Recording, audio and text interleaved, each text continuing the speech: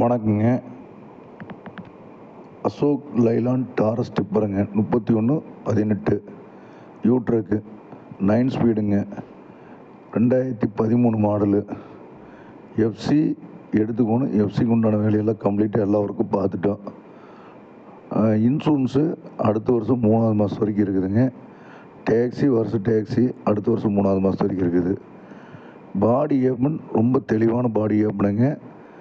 9 speed gear box, பாடி ஏப்மெண்ட் தெளிவாக இருக்குது. போய் கட்டுங்க. Tyre 1120 tyre. ஃப்ரண்ட்டு மட்டும்தான் ஒரிஜினல் டயரு ஒரு 60% இருக்குங்க. மீதி எல்லாமே ரீபல்ட்டு தான். ஆவரேஜ் ஒரு 40%, ஒரு 60% இருக்குங்க. வண்டி இன்ஜன் கியர் பாக்ஸு எல்லாம் ரொம்ப தெளிவாக இருக்குங்க.